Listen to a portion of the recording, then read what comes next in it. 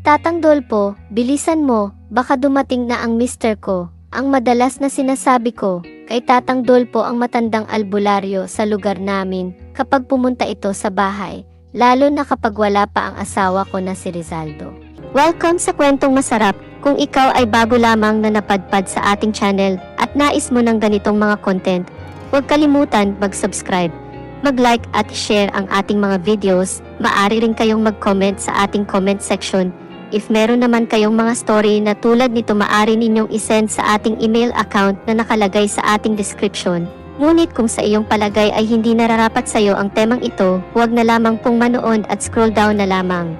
Maraming salamat!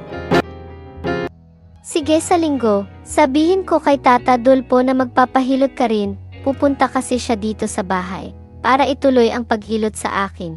Sabi ko pa kay Rhea, dahil sa pagnanais din niya na magpahilot kay Tatang. Hindi, bakit iyak nang iyak si baby? Pagtatanong sa akin ni Zaldo nang dumating ito, baka masama ang pakiramdam, kagabi pa nga yan, parang may kabag. Sabi ko pa, tamang-tama, mamaya pupunta si Tatang, patingnan mo na rin ang anak natin, nakausap ko kasi siya kahapon. Hindi raw kasi siya makakapunta sa linggo, kaya bukas ng gabi na lang daw dadaan si Tata Dolpo. Nang marinig ko ito ang sabi ni Zaldo, napangiti ako, kaya pagkatapos ko napatulugin si baby at makaalis na rin si Zaldo.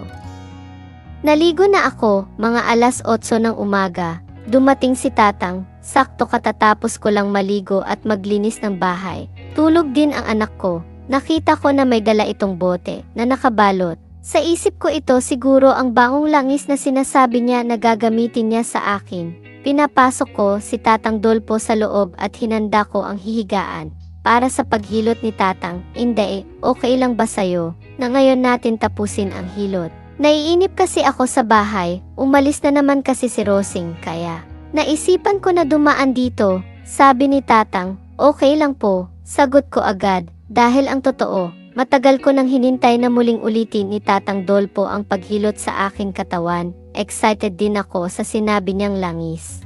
Sakto nakaligo ka na pala, kasi after mahilot, hindi na pwede magbasa ng tubig, sabi ni Tatang. Sabay na tinitingnan ko ang supot nitong dala na panghilot na inaakala ko na langis daw at dagta. Hindi, saan mo ba gusto unahin ko? Tanong ni Tatang. Kayo po ang bahala, pero mas maganda siguro kung sa balakang muna, ito kasi ang pakiramdam ko na nangangalay, sabi ko kay Tatang. Sige, dapa ka na dyan, sabi naman niya, kaya ako ay dumapa na nga doon sa banig na hinanda ko. Hinintay ko na lang na lumapit si Tatang sa akin. Tinanggal ko na rin ang aking pajama, para hindi sagabal sa gagawin ni Tatang Dolpo. Zaldo, akala ko may pasok ka. Bakit?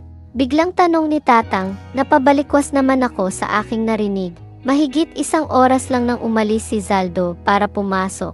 Bakit siya bumalik? Wala pala kaming pasok ngayon, nasalubong ko ang kasama ko sa daan. Paparenovate daw yung bandang kusina ng pagawaan ng siopaw, kaya bumalik na lang ako, sabi ni Zaldo. Hindi ko alam kung matutuwa ba ako o mainis, dahil nandito ang asawa ko. Saka napansin ko na parang nawala ng gana si Tatang sa maghanda sa paghilot sa akin nang makita sa Zaldo. Paano pala yan?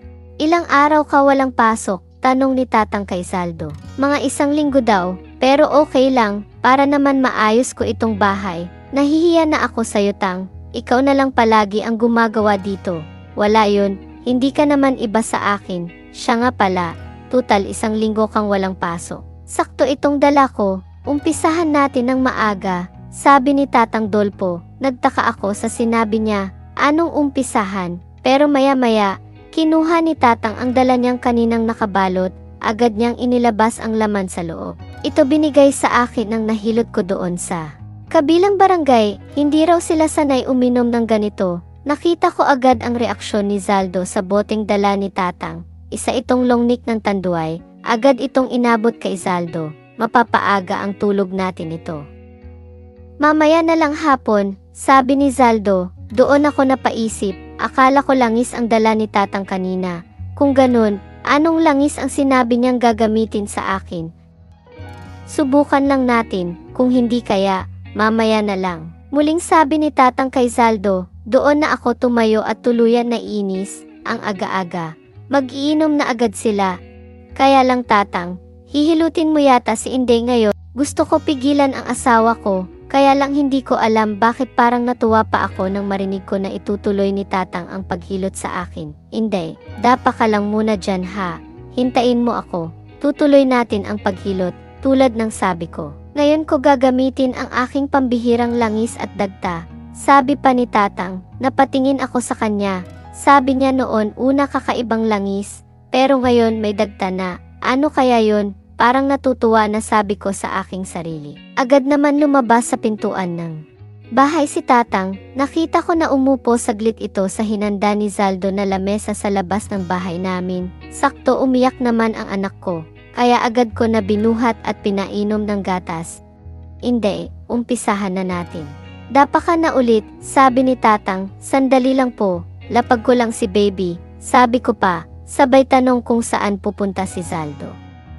Inutusan ko muna na kunin yung nilaga ko na manok sa bahay, para pulutan namin, sagot ni tatang. Tulad ng dati dumapa ako, nag-umpisa nga na hilutin ni tatang ang balakang ko. Dito tatang, masakit dyan parte, turo ko ng aking kamay sa bandang balakang ko.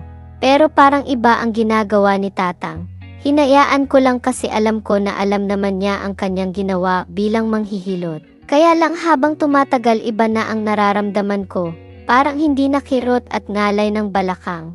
Bakit parang kusang umaangat ang balakang ko sa bawat hagod ng kamay ni tatang? Pumikit ako sandali at naalala ko na ito yung unang naramdaman ko nang una akong hilutin ng tatang. Kaya sumabay na lang ako. Hinayaan ko si tatang sa paghilot sa akin. Tatang, dito na ako. Tara na, umpisahan na natin. Sigaw ni Zaldo na narinig ko. Parang bigla naman nahinto ng ginagawa si tatang Dolpo. Sandali lang Inday, labas lang ako. Pero mamaya pagbalik, gagamitin ko na ang espesyal ko na langis, sabi pa ni tatang, at agad na tumayo at lumabas. Istorbo naman itong asawa ko kung kailan nag-umpisa na si tatang na manghilot. Medyo natagalan si tatang sa labas, kaya hinanap ng mata ko ang langis na sinabi niya, pero wala akong makita. Tumayo ako saglit at nakita ko na ang dalawa na sabay na tumatawa at iniinom ang dalang bote ni tatang. Nakita ko agad si Zaldo na namumula na agad. Alam ko na sandali lang ay lasing na ito, kaya naiisip ko na matalino talaga itong si tatang. Alam niya kung ano ang kahinaan ni Zaldo. Sa bagay sa tanda ba naman ni tatang at iba't ibang tao ang nakakaharap. Alam na niya at kabisado na. Ang gagawin pagdating sa inuman, nahiga na lang muli ako sa tabi ng anak, habang hinihintay ko ang pagbalik ni tatang. Inday, halika na, umpisahan na natin ulit, sabi ni tatang nang bumalik ulit sa loob ng bahay.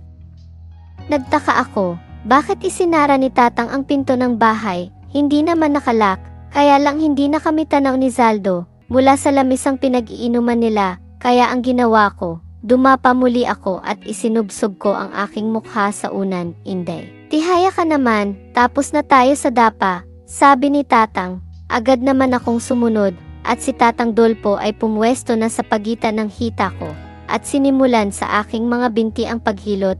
Ramdam ko ang sakit sa aking mga daliri sa paa. Ang bawat hagod ng hilot ni tatang, siguro dala ng 9 na buwan ko na pagbubuntis, kaya nanakit talaga. Unti-unti naman nararamdaman ko ang paakyat sa may binti ko ang hilot, napapapikit na lang ako sa medyo makirot. Pero maginhawa sa pakiramdam na bawat hagod ni tatang, hanggang sa iba na muli ang aking naramdaman, tinakpan ko ang mukha ko na unan, para hindi makita ni tatang ang reaksyon ko, hanggang sa, Inday, gagamitin ko na ang dagta at langis ha. Huwag ka lang gumalaw, sabi pa ni tatang. Hindi nga ako gumalaw at hinayaan ko lang si tatang sa paghilot sa akin. Tang shot mo. Sigaw ni Zaldo na narinig ko. Naramdaman ko na biglang napahinto si tatang. Kaya, ituloy mo lang po. Hayaan mo yan si Zaldo. Tuloy lang tatang. Tapusin mo. Sabay hawak ko sa kamay ni tatang at pinigilan ko na umalis. Mabibitin na naman ako. Kapag tumayo si tatang para tumagay, hindi na naman matatapos ang paghilot sa akin. Hindi nga umalis si tatang, bagkus. Binilisan na niya at agad niyang tinapos. Doon ko naramdaman ang mainit-init niyang langis at dagta na sinasabi. Halos hiningal si tatang nang matapos ito. Ako naman ay gumaan ang pakiramdam, hindi na ako tumayo. Ninamnam ko na lang ang hilot ni Tatang. Inday, sabihin mo lang. Kung gusto mo pang ulitin natin ang hilot sa sunod na araw, sabi ni Tatang bago lumabas ng bahay at nagpatuloy sa pag-shot kasama ang aking asawa. Nakaidlip ako saglit dahil gumaan talaga ang pakiramdam ko sa mga hilot ni Tatang.